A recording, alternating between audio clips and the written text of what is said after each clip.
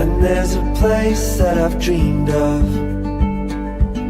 where I can free my mind. I hear the sounds of the season and lose all sense of time. Feels like we're in a dream, you know what I mean.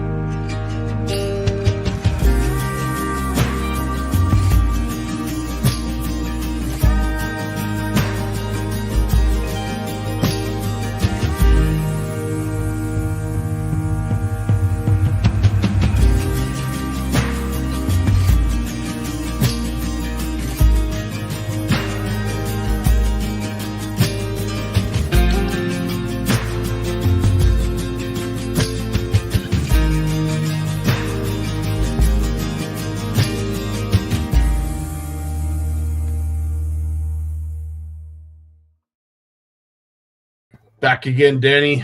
I missed you, buddy. Same here, buddy. We made it. Yes, we did. We did. As we just showed with the ad that sort of brought us in was with part of our intro. We just got back from Horwood Lake Lodge. Had a fantastic time up in the northern country. We certainly love your northern walleye, and I have to say, I'm still blown away. I know we were talking about it before we went live. The quality of fish that were caught this year, and you had talked about some of your big walleye that you've caught, and surprisingly, in shallow water. Well, this was the year. I tell you, there were some decent walleye caught in water that you wouldn't expect to catch them in this time of year. It's kind of an overlooked thing for walleye anglers, and I think the last 5 or 6 years we've been exploring that more. It's migrating north. From a tournament aspect, we're very much aware of it. We definitely look at it, and that's actually one of the things that help us spin out, because all of a sudden now our water column has grown drastically, and it doesn't matter the time of year. But and I love a shallow water bite. You got to experience that with me. We were fishing in probably like 50 water down here, and it's nothing more exciting than chasing big walleye in shallow water. It's so much fun. They're always 100%. Aggressive. So a big shout out, because I know folks that are heading up to Hearst are excited for that tournament, and to Christelle and her army of volunteers that are prepping right now. I'm sure as we're speaking, tip of the hat to you folks in the efforts that you're putting forth, and hopefully the outcome is what you as well as the anglers had hoped for. But unfortunately, we do have a bit of bad news, Dan, and I'll let you take it from there. Yeah, unfortunately, tragedy has struck our fishing community, especially up north in the Capscasing movie area. They've tragically lost 4 young people into an ATV accident the other day. So I know many anglers that are personally been affected. Like this is nieces and nephews to people that I know that are actually currently. I don't believe that they're going to fish this weekend, but they're involved with the Hearst tournament. Some are in the Sioux tournament as well. So it's very unfortunate. Family takes priority. Amen. And one thing I do know about how they are up there, they're very close knit, and they will bond together very, very, very, very well over this. So it's some sad news, and we're sending our condolences and best way we can. Right on. Well, as I said, heartfelt condolences to all those who are involved that are having to deal with the aftermath of this tragedy, and hopefully you find a little bit of closure. You find some peace. It's never easy burying a child. It's not supposed to work like that. So, as a fellow father, I can truly appreciate the grieving that's going on right now and the shock and awe that they're dealing with. But we're thinking of you. That's about all Absolutely. I can say. First and foremost, thanks, Tony, for stopping in as you always do. Adrian, nice to see you as well. Alicia, I know why you're here. If we're talking bass, Alicia's right around the corner. Merle, me too. I'm really excited for Camp McIntosh as well. And thank you, Merle, for allowing Mike to spend a little bit of time with us. I know you've got a busy house. He's busy right now with the CFN fish off, which again is just the numbers are shocking to say the least. How many anglers we have, how many fish they've caught. But Merle, as I said, you are a warrior. Thanks so much for allowing Mike to do what he does, because nobody does it better. So thanks for that. And Jen Watson, good evening to you as well. The cool thing about what we're doing tonight, Danny, is we're talking about the next gen. This is the part, this is the stuff that, I love talking about. I love seeing the next generation of passionate anglers getting involved, but they're doing it maybe definitely a lot different than me, but maybe a little bit different than you in terms of how young they're getting involved in tournaments. How old were you when you started in tournaments? Oh, tournaments. It's kind of I started very young, and then I have a very large gap in between. So like my first tournament, I think I was like 9 years old when I got into that, but I don't think I fished a tournament. I think 10 was the last one I fished, and then 37 was the next one I fished. So there's a big, large gap in between all that. But, I totally, fishing is addictive in its own right. And then when you get tournament fishing, it bumps it up to another level. And like I said, when I got into tournament fishing, it was at a later age, and I thought I was a pretty good angler until I got tournament fishing. Then I realized I was not a good angler at all. And I realized how good I could be. And it was one of those foresets where I realized that this is 85%, 90% skill, 10% luck, not the other way around. And I focused on those numbers instead of the other way around. And like I said earlier, I'm at that, if you look at a trade, 10,000 hours, I'm like 500 hours, and I'm working my way up at the mark. But I can see the progression. I like it. And I love seeing new people coming into this. This year especially, I know what our guests tonight, I'm very proud of what they're doing. And we really seen a lot of that with, with Jerry and Tanner, his young son. And, we got Samuel as well. And all these young kids coming, they're doing very, very well, I might add. And they're giving guys run for the money in the end of the year. So it's nice to see that. Truly. Well, without further ado, let's bring in our special guests. Let them introduce themselves. First and foremost, Gary, could you please introduce yourself as well as your son? Hey there, name's Gary. I'm part of the youth director for Saugus City. I have Christian here. He's an angler, part of the club as well. Very cool. Very, Excited very cool. Here, Guys. Cody, you're next. Introduce yourself as well as your uprising and the next Cooper Gallant to your right. I like where we're heading with that, Scott. Yeah. Maybe he could take me some cruising around the state one day, right? Cody Colfax. I'm the youth director of the Erie Bassmasters. This is my son Chase. Hello. He's 10 years old. He's a junior angler in my program, and he's geared up for this weekend. That's what we're here for. So talking about that, first, I guess we'll talk to you, Cody, just because you're up here anyway. Who got you into fishing? Oh, hey, my dad's not a fisherman, but you know what? I think he was the first one to ever take me fishing. But it just, something stuck for me, and I found a cousin and an uncle that fished a lot, and then I met an elderly man, and I listening to Danny talk earlier about where he grew up and stuff. Like I grew up in Long Point Bay, basically in the summertime, in a trailer park. So I had a lot of elderly gentlemen and influences that would take me out fishing quite often. So I got a taste of it a lot at a young age, but not like what these kids are getting. So Chase, I got to ask you the same question. Is it the gentleman to your left that got you into fishing, or what sparked the passion? Yes, he did, but when it really, really sparked is when I first did my first tournament with him, and when I won, I was like, man, I wish there was a tournament for like kids and other stuff of kids. And then he made it happen. So that caused me to really, really, really like fishing a lot. Well, I think that's the end of our show right there. Danny, what do you think? I don't think we're going to be able to top that. Well done, Chase. Yeah. Holy smokes. Okay, Christian, this is tough. Gary, first I have to ask you, we ask all of our guests, who is it that got you into fishing, Gary? It was definitely my father. At a young age, always outdoors.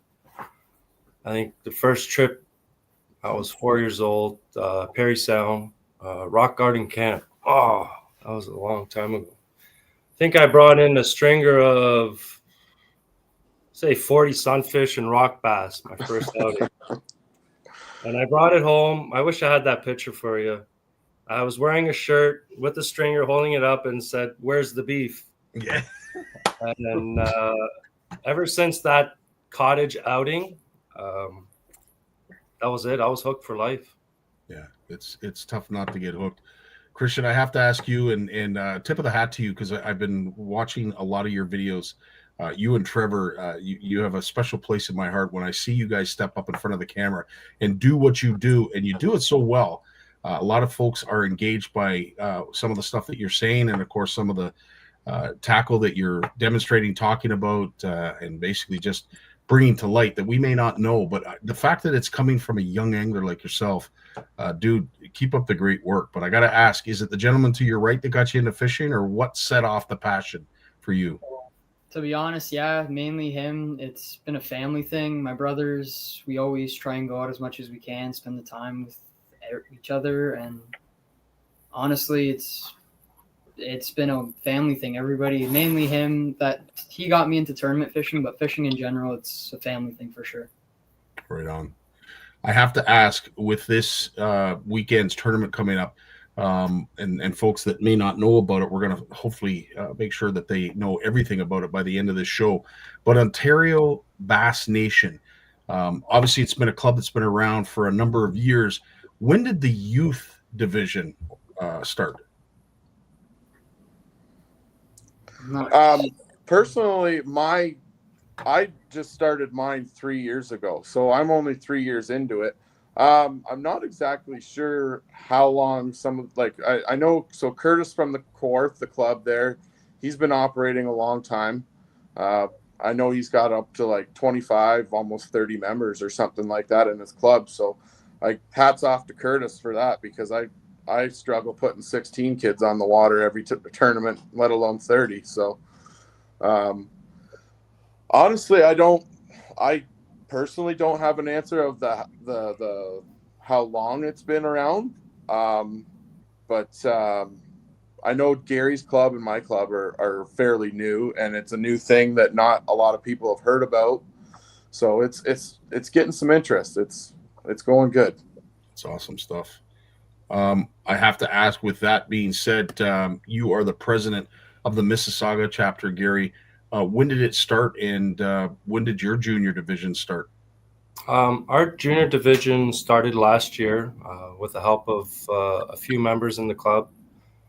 They've always seen the main club having a junior as just somebody stepping up to do the work. It is time consuming. It's working on its second year. As far as I know, the junior Ontario Bass Junior's been around for quite a bit of time. We do have a senior in the club. I would say they're close to 20 years. Not all clubs are there, but there's a few clubs that are starting to grow right now. I think Port Perry's back on the scene with their club this year, which is great. And I think Border City opened up a club last year as well. So there's a lot of new clubs starting to generate, which is really good. The interest is definitely there. 100%. And you are also the president, Cody, of the Erie Bassmasters? Youth director. We'll call it Youth that. director. Okay. And But that yes, club's been around for a number of years as well, has it not? the adult club's been around for a lot of years now. Yeah. I would say at least 15 to 20 years now. Now the junior club I just started 3 years ago. And as Chase was talking about there, he was the one that kind of sparked the idea in my head by saying, I'd love to compete against kids one day, Dad. And it just I would love to see you compete against kids, Chase. So let's do it, buddy. So I took it to our club, our adult club, and pitched the idea, and it got voted in. And here we are 3 years later, and we're making a lot of noise, I think. So I would say, Dan, I have to say, I think Alicia says it best here, and we were talking about this before we went live. I think our community, our industry, whatever you want to call it, the angling family at large, we always talk about getting kids into fishing, and a lot of us do a lot of work. I think some of us need to do more because, when we have youngsters like this in front of us doing wonderful things, talking like seasoned vets when it comes to angling, I tell you, I take a step back, and I feel as if we've accomplished something by getting the passion lit in these two anglers, but we got to do more of it. And this is a big deal tonight to get that, maybe light the wick, if you will. But Alicia, a great point that you make, to Cody and Gary for stepping up and, sparking the passion in both your sons, as well as some of the youth anglers that fish amongst them. Big shout out to both of you for doing that. Dan, I know you got a question. I do. I got many actually when we get rolling here, but it's more or less one of the things you guys keep talking about is clubs. So up where I live up here in the North Shore, between Sunbury and Sioux, we don't have many fishing clubs. So you guys seem to have a lot more of them. Do you guys tend to work a lot together with different clubs and try to facilitate tournaments amongst each other and all that kind of stuff? Like how does that actually work for you guys down south? Go ahead, Gary.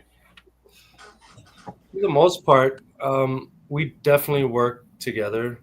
The last thing we want is to have the kids on shore. We all can go shore fishing, but to get the opportunity to be on a boat captain takes you out, puts you on water that they've already done the work for, and just getting them the feel of how to catch the fish, the routine of, waking up in the morning early, looking for that early bite, why the bite's not happening sometimes. You got to teach them, certain ways, which is really great. We can't let them on shore. We got to get them out there. And I'm sure Cody's reached out to me several times. Other youth directors have reached out just to see if there's any juniors like Christian that can participate. Awesome. I'm sure it goes on. Yeah. Do you see the numbers growing? Do you see the interest growing as more and more kids get involved? Like obviously, I'm a long ways from being a kid, but I can remember being a kid, being back then what your buddies were doing. That's what you wanted to do. Are you starting to see that kind of influx? It's definitely growing. Even at the shows, the kids are running up to the booths trying to get signed up, gather information. It's definitely growing. This year, I think our numbers even have grown for the championship. So you see it growing. There's a lot of help that's starting to come, like boaters, volunteers, even people donating whatever they can, fishing rods. It's happening. Definitely happening. For sure. I get a lot of donations for my club, and shout out to all those people who donated. Jen, I know you're watching, and you're one of them. So shout out to Jen, and just the entire community's come together around my area. Like it's just shocking the amount of boat captains that I have available, like to me, that I could and they're just all so happy to help too. Like it's we try to give them a thank you at the end, and half the time I gotta shove it in their boat before while they drive away. So no, everybody's doing it out of the goodness of their heart. And then back to your one question, Danny there, Gary and I work together quite often, actually. This summer was the first summer that we've actually combined some tournaments together, where his kids and my kids fished together. And then we also included Mark Penner. So he was, that's the St. Catherine's Club. So we had them involved in a couple tournaments as well. So it's, we're grooving along here, and it's going pretty good. And he's fired right up for next weekend. Going to what Gary said, we got somewhere between 23 to 25 boats next weekend, and teams traveling teams traveling as far away as Petawawa, North Bay, and the Kawarthas. So like we're really, really excited. We're going to put on a show for them. That's awesome. Your mom has jumped in here and has given us a little bit of a backstory on where you got your passion. I think this is so cool. I love when the moms get involved. But she sums it up by saying this: it can't happen without the selfless contribution of the boat captains. And thank you to your captains for shaping the lives of young anglers. Sherry, I couldn't have said it better myself. That is truly amazing to see adults do what we should be doing, which is taking these young, passionate anglers out on the water and giving them a taste of what we love to do. And it's all about inclusivity. And at the end of the day, yes, sometimes us dads like our dad time, but I'll say this: no accomplishment I've ever done comes anywhere close to watching your kids succeed. So watching you hold up a trophy, Chase and Christian, I can just imagine the twinkle in both your dad's eye. Yeah. And just think all the amount of tackle you can get away with buying now, because you're not just buying it for yourself, now, you're for everybody else, eh? Hey, you guys are ratting me out. Stop. Yeah. Now, Christian, I know you've got a plethora of videos that you've done, exposing and depicting a whole bunch of baits.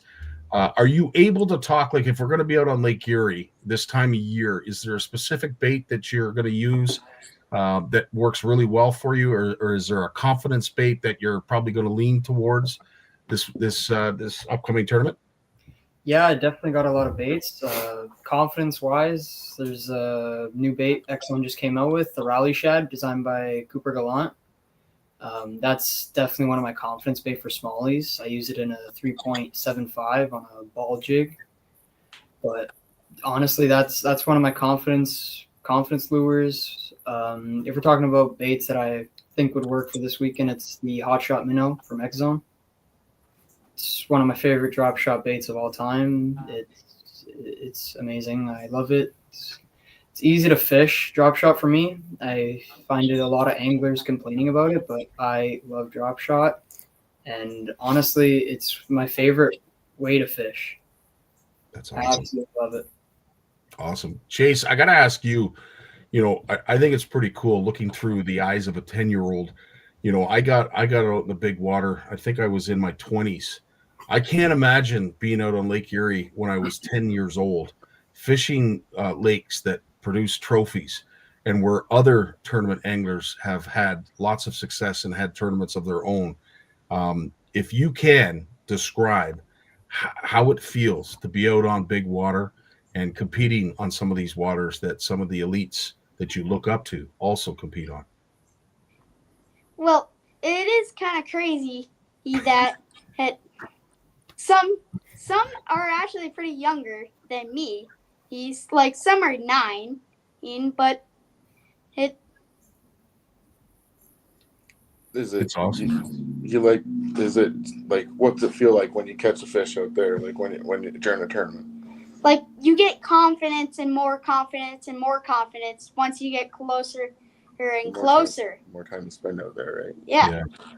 That's so odd. 10 years old. 10 years old, Chase. You're out fishing on Lake Erie.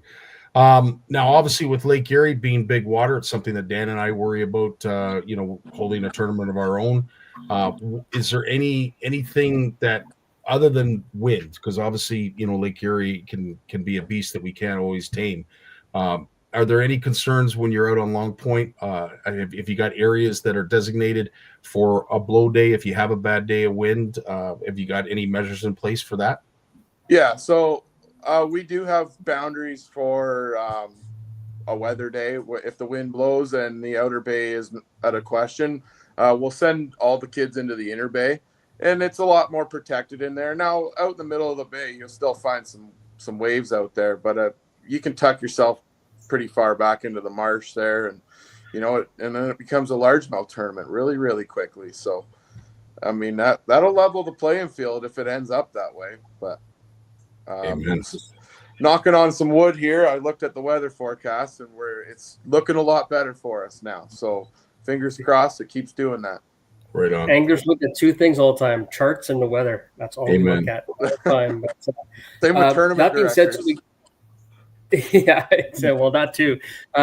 When you're looking at tournament fishing, when we all know how much of a grind that could be. Like everybody sees that, okay, we're on the water for 8 hours, but realistically, we've been on the water for probably anywhere from 10 to 13 hours, depending on how the weigh-in goes and boat check and stuff like that.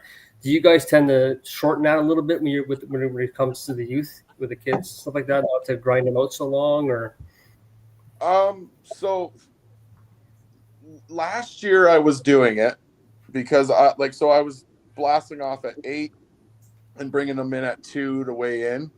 But Chase fished the qualifier last year in the Kawarthas, and as a 9-year-old, Scottie, and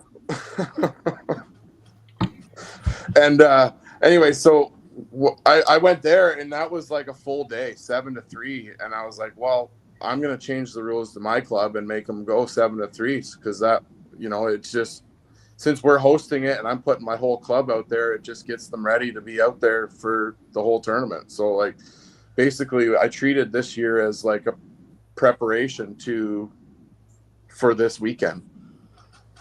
Awesome. I have to now ask Gary, we featured the Barnews family on here.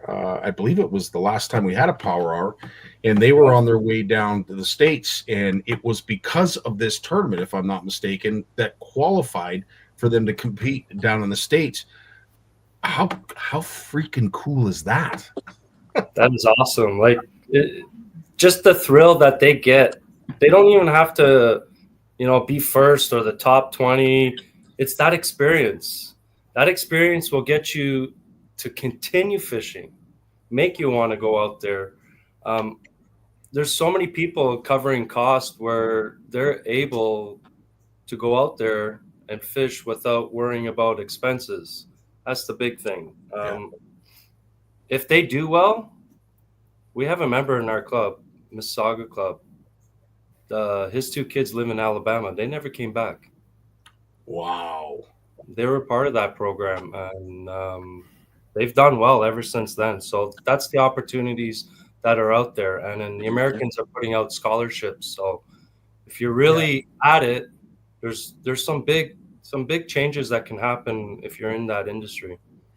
Now, what are some of the concerns? Because I saw it was actually on the news this morning, where they were talking about the amount of money that is spent now for kids' sports. And when we look at fishing, obviously things are a little bit different this side of the border than it is down to the south when it comes to the availability of money.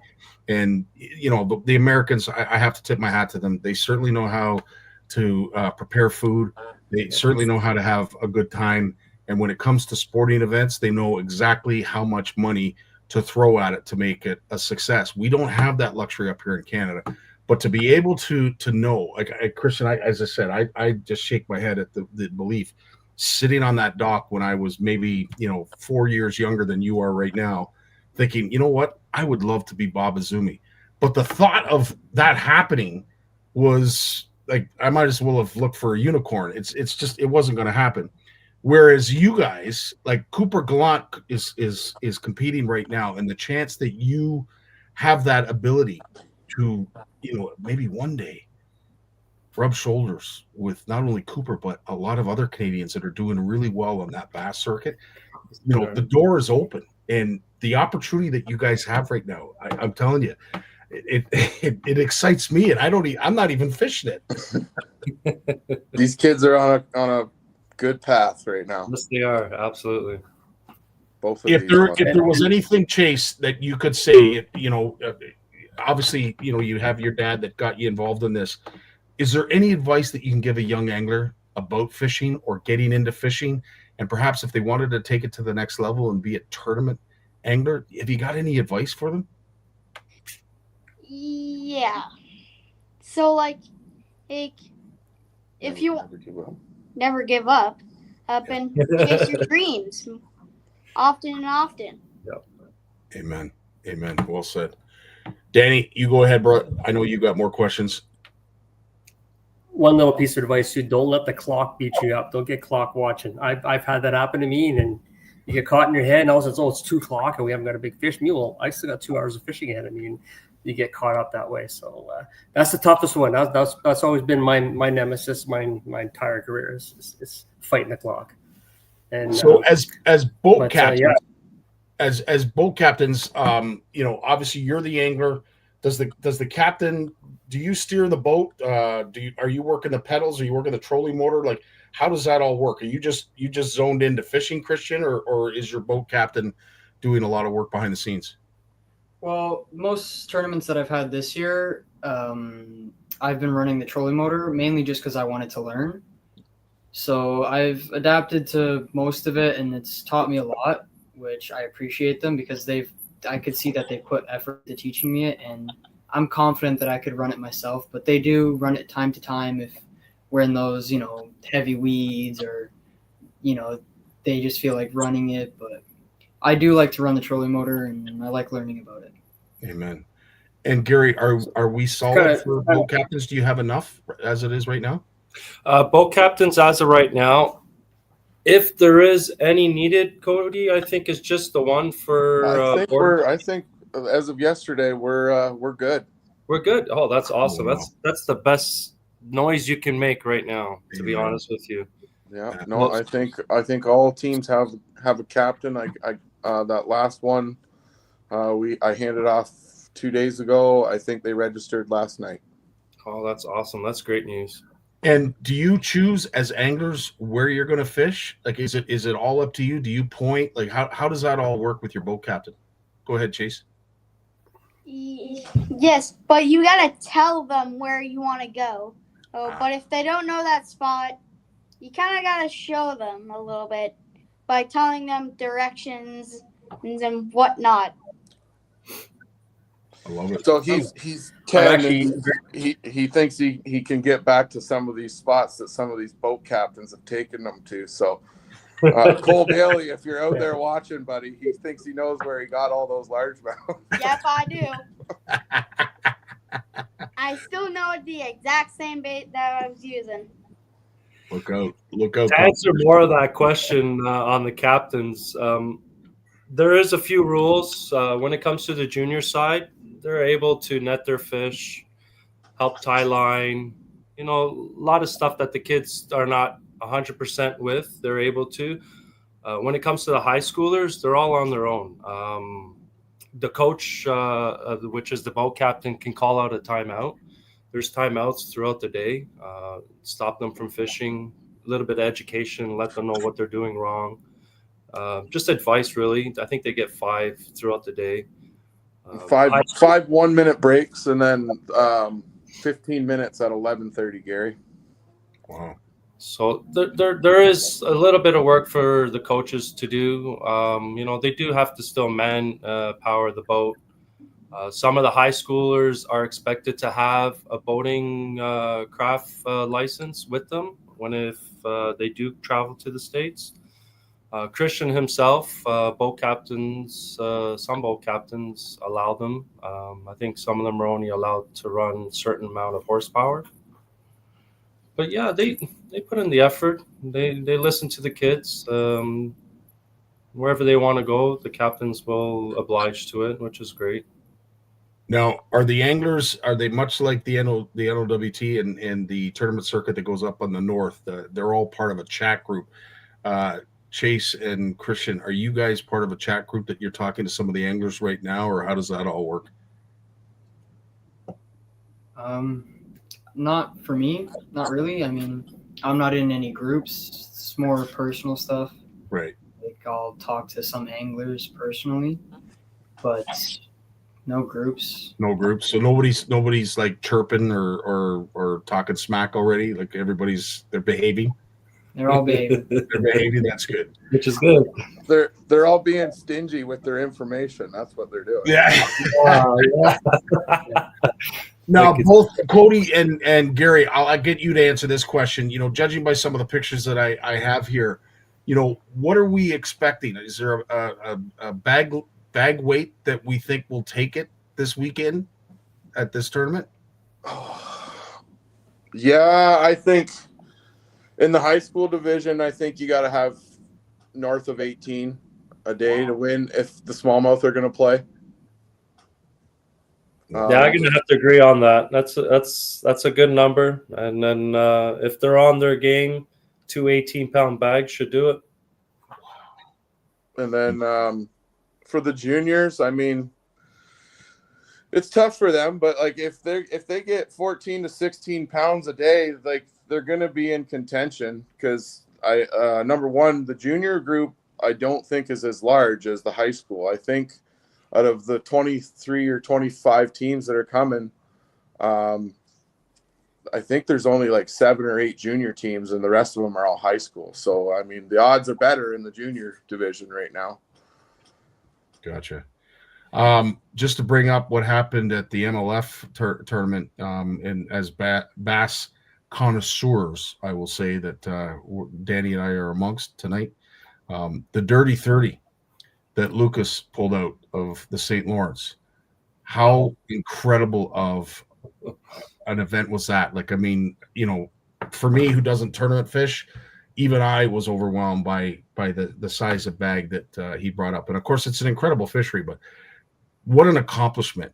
And it just speaks to not only the angler, but of course the fishery itself. But I had to put that in there because that bag of 30 plus fish was incredible. Massive bag. Mm-hmm. Go ahead, Danny. I just kind of, when every time we talk to, especially with youth and stuff like that, and the kids, you going through all this, you hear all the talk about the baits and the techniques and stuff like that. Do you guys really kind of start focusing in, or when do you start focusing in on understanding like structure, like here's how you read your maps, guys. This is how you pick your spots and stuff like that. Are you guys starting to see You can do that, right? kids showing interest in that? Go. Go ahead, Chase. I love how he's got an answer. Chase can run the trolling motor and he can read the live scope on his own now. He's starting to learn that, like, rocks and certain things hold fish. So he's learning that, like, he can cast to structure as well and get hooked up. He's big time a power fisherman, so like he likes to see what he's fishing. So he's very structure prone already. You know what I mean? He's very dialed into like docks and logs and certain. Dad, look at that tree hanging over there with that rock behind it. I bet you there's a bass there, right? So they're already learning that. Like every time they go out on the water, like every time they're out, they're learning from these captains. Like, and I got to hand it to every single one of these captains that are actually taking the time to teach them, and not just being like, oh, I just got a couple kids to go fishing. No, like they're spending the time teaching them the knots, teaching them how to call, teaching them how to read the live scope, how to run the trolling motor. The list goes on and on and on and on and on. And just watching him, like just being out with him and watching him run the trolling motor and being like, oh, Dad, 2 bus lengths that way, there's a bunch of fish, right? So it's like that is so you don't cool. want to get the kids yeah. Sorry, that is so you don't cool. want to have kids breaking bank down, right? Just pounding away and hitting bank and stuff like that. And then what kind of made me think of that was listening to Christian talking about drop shotting. Well, that's a very finesse technique. You really got to understand the water you're fishing. You got to know where you're casting that bait, because you're limiting your footprint down to what you're chasing, right? So that's kind of what made me think of that. Amen. Mm-hmm. Christian, I maybe I'll ask you. I don't think a lot of folks have spent any time asking the young anglers when it comes to live scope. And am I assuming that all the boat captains are going to have live scope in their boats for the tournament? Good 50 to 75% might, but there's a couple that won't have some, which is not always a bad thing, but some people don't. Most of the captains I say would, though. Okay. Now that you've had a little bit of time working with it, Christian, because I don't think anybody's ever asked anglers of your age and caliber. Do you see live scope as a means of making a good angler better, or is it simply does it make an angler more efficient? I think there's a big argument there that, live scope doesn't necessarily make you a better angler, but it certainly makes you more efficient because you're able to spot fish and see fish that you normally wouldn't see. Could you imagine tournament fishing without live scope? Yeah, I've done it most of the time, but yet again, I've learned how to use it, but I don't rely on it 100%. It's there, and when I do use it, I try and learn what the fish like, how they're moving, just learn everything in general, but I try not to rely on it. That's awesome. Chase, what about you? I mean, at 10 years old, you were obviously using it when you were a little bit younger than that, but could you talk to what live scope means to you as an angler? Is it something that you could do without, or is it something that you can't wait to see the next version come out? I'd say both. Yeah. Because most of the time, I've learned this one technique where I just look at the live scope and use it, but I always keep my rod beside the boat, but not where the fish are, so they see where it is, or the ones that are below the boat. It's incredible technology, and I know it's taking a lot of heat right now, but at the end of the day, live scope, in my opinion, what I saw this past week up at Horwood, it just made a great angler a heck of a lot more efficient. To see a captain, he is a charter captain, Jim Wilson, dial a lake that he's never been to in 2 days was truly an accomplishment in itself. And I knew having him up there, he was going to prove to all of us how good of an angler he was. But as we saw with the live scope, he would literally go into a bay, he'd circle it. There'd be no big fish, at least that he would see on the screen, and then he'd go to a different body of water. So to me, it's making a good angler even more efficient, not necessarily better, but more efficient. Dan, you've had lots of time with it. I'm sure you want to talk about it. Scottie, we could have an entire show on my opinions on this. We could. I've changed so many ways of how I fish, not just how I look for fish or how I fish for the fish, with the techniques I learned. I mean, it keeps blowing my mind of what capabilities I have. But the other thing we kind of discovered, Mary Lisa stumbled onto this, and we were talking to other anglers when we were up in Long Lac, is that, when you kind of go back to old school fishing, we said, well, why don't you do this while I'm doing this? It wasn't effective. It's like, why am I not catching fish? I used to catch 100 fish doing this. You kind of realize now that the fish we're targeting, yes, they're bigger, but they're far and few between. So those techniques don't work anymore in those areas. And we're in completely different areas that we never fished before. But yeah, dude, I can go on a whole show about this, no problem. 100%. I found that it's answered so many questions while fishing. Yep. Like you can study them a lot better now. Breaks bad habits. Everything. Yeah. There's so many there's so many questions you have when you're fishing, and you always question it. Like, they must go to school too. They're not dumb, right? No. Yeah, I gotta agree with you. And based on sorry. Go ahead, Dan. I said the stuff that I seen this winter and how fish were reacting to forward-facing sonar, they're learning too. They're definitely learning. They're adapting it. And I'm on a major fishery league. They're used to this stuff, and so it's a tool for us, but they're understanding what that means is what that's boiling down to, right? So they make adjustments accordingly, and it's getting harder and not necessarily easier. No, I just think it's cool that some of the answers that we've heard both from Christian and Chase about them trying to find structure in docks and things that, when we didn't have live scope, Dan, I don't think we even had 2D sonar. Well, at least I didn't back in my day. We had to learn where the rock piles are. We used to have to mark with the Javex bottle. We used to have to do it. And Ben talks about all the stuff that he did too. But as I said, as a young angler, it's so it's refreshing to hear that you lads have learned the basics before being in some would argue tainted by live scope. And I'm also intrigued to hear that, you know what, you could do without it if you had to. It's not a game changer by any means. So that's also really cool. How many female anglers are involved in the event? We got a few. Is that right? I have 2 high school girls in my club. I believe you got a picture of them somewhere there, Scotty. Yeah, there is. There they are, right there. That is Clara Bonin on the left and Kate Laddie on the right. They are definitely a team to watch out for going into this. Absolutely. Look at those fish. That they had almost 19 pounds with that bag, and that was about 2 weeks ago. Clara, she lives down there, Port Rowan, and Kate pretty much lives on her dad's boat. So the girls have been out pre-fishing, and they're ready. They're amped up, let me tell you. And their boat captain, I think a lot of people might know her, is big sister Avery Bonin. So Avery's just as we all know Avery and how much she loves to win, loves to fish and catch.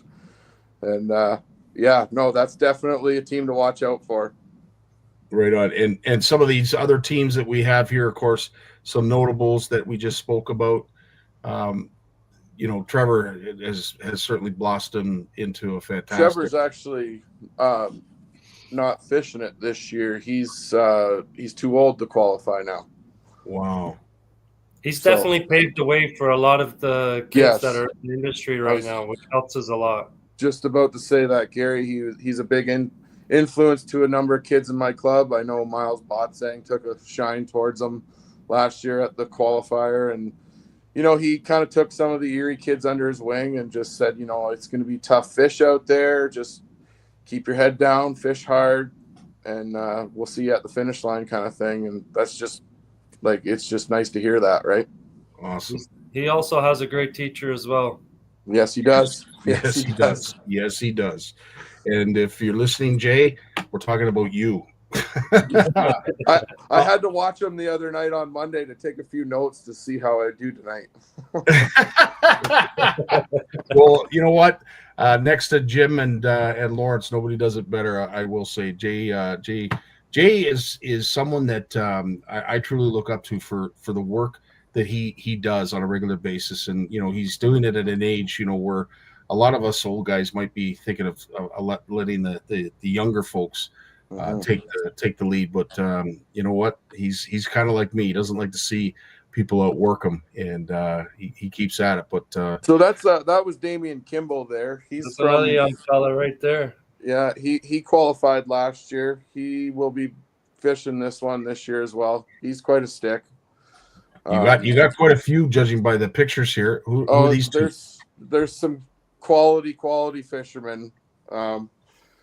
Chase is good, and then in his junior program, he's got some really, really talented anglers that he's up against too. I got to make a mention of Jack Earls. He's a 10-year-old that he was a hot commodity in the club this year. A lot of people wanted to partner with him. There's a reason for that. So, there's also another thing. If you can go back to that picture, Scotty, if you notice that there's 2 different clubs in that picture. You got a Sauga City angler named Christian, and then you got a Hamilton angler. They teamed up on an event that Cody had, which is great. These are the opportunities. We make sure no kids on shore, right? And then the qualifier that's coming up right now, Michael's actually Christian's partner. They'll be partnering up this weekend. So you got Hamilton and Mississauga. Yeah, Michael can fish really good too. So it's gonna be a good event. I think it's gonna take some weight to win this one for sure. Wow, exciting stuff. Dan, I'll let you go. So I got one after we talked about Avery. I want to know, Chase and Christian, who is your favorite YouTuber? Who do you guys follow? Who do you watch all the time? Go ahead, Christian. You go. For me, number one is Cooper Gallant. Yeah. It's definitely influenced me more in fishing. And, I try watching it before every tournament, just trying to get in that mode, get my brain focused. And I had a tournament down Lake St. Clair with Cody, and I was talking to Cooper. He was helping me out. I was watching I kept rewinding his video all night, just trying to focus in. He helped me out. He sent me a message, but yeah, Cooper Gallant's definitely number one. Man, it's awesome to hear. Chase, you're up next. Who's your biggest influencer? Avery and what is it again? They'll come in. Say Big Jim. Aaron Martins. Oh, And wow. I kind of gotten inspired for it a little bit. Did you guys hear that one though? That last one? Yeah. Aaron? Yeah. Yeah. Wow. Wow. That's wow. Yeah. He inspired a lot of us. There's no doubt about that. As I said, there's lots of folks to thank. Obviously, the moms who put up with the time away from home, 100%, and have to deal with all the chores. We a big tip of the hat to all the moms, and of course the rest of the extended family. But is there anybody else, Chase or Cody, that you'd like to thank? Take the time and thank. Not thank anybody. Your Nina, your mom. Well, I'd just like to thank all the once again, I got to thank all the boat captains. I got to thank all my volunteers that helped me this year. John Ricazzi, that guy's the man. So he's been my right hand man. Like, he goes and picks up plaques for me, and he makes roster payments, and I couldn't do it without him. He's actually running the live release boat this weekend, so he's going to be making sure that all the fish are taken care of and let go back into the lake nice and healthy. The parents for bringing all their kids down to all over the place, wherever. So we went all the way to St. Clair. As you heard, Gary, Christian, his brother, brought him all the way from Mississauga all the way down to Lake St. Clair and Chatham. So just all kinds of just for having parents that are willing to do that for their kids. And we're so thankful for that, and we're so thankful for what we have, and what we're extremely excited to show off what we got this weekend. We're really pumped about it. Very cool. I'll let you go, Christian and Gary. Anybody other than I know you want to thank Mom, but anybody else that you want to pay some honor to? Definitely everybody that is watching right now, the CFNers, you guys are all awesome. Just that support is huge. We do have all the rest of the support from family members, from sponsors. Shimano's our title sponsor for this weekend. They're giving away, I think, 6 rods, Zotis rods. 2 high school teams will make Team Ontario and 1 junior team. So every kit will go off with a Shimano hat too. Our club sponsors, Migsig, we got Wu Tungsten. There's so many of them. North Shore, Landscape Contracting. Landscape's another one. We thank you guys. The parents, you guys are awesome. Without Crush you, City, Shimano. Yeah. These are big opportunities. Anthony and Bianca, they're behind the scenes. They're doing all the legwork, paperwork, making sure all the legal part of it is done. So this way Bass is ready for this tournament. Thank my wife. Amen. Thank her. Amen. Now, when it comes to volunteers, do you need any volunteers for this weekend, or how are you guys? Are you guys pretty good? I got a pretty good crew here between Gary and myself and Jason, and Trevor's going to be around, and John, and yeah, for the most part, I think we got quite a few, but it never hurts to have too many hands on deck, right? So, I mean, if people are that want to come down and assist, more than happy to give you a job. Absolutely. Where would they go, Cody? Should they get in touch with you before, or should they just show up? Well, you can definitely get in touch with me by direct message on Facebook, or by email at bassboy@aol.com. Or if you just want to show up and watch the show, we'll be at the McDonald Turkey Point Marina in Turkey Point this weekend. Weigh-in starts at 3:00 on Saturday. Sunday, same time. So Sunday will be the day that we give away all the prizes, and we find out who qualifies. And just to correct what Gary said there. I think he just missed one thing there. So he mentioned that 2 high school teams. So unfortunately, this comes back to what we're doing tonight is we're trying to promote this. So Bass has actually changed the rules now. So unfortunately, only 1 high school team is going to qualify this year because our numbers are down slightly across Ontario. So we need to get those numbers back up to about 60 members, and then we can start sending more teams down again. So that's a big thing. So if you want to join a bass club, reach out to someone like myself or Gary or Curtis Cronkright or even I got a website here. Youth2 at OntarioBass.com. Youth2 that's at his, OntarioBass.com. Anthony Dubé's email, correct, Gary?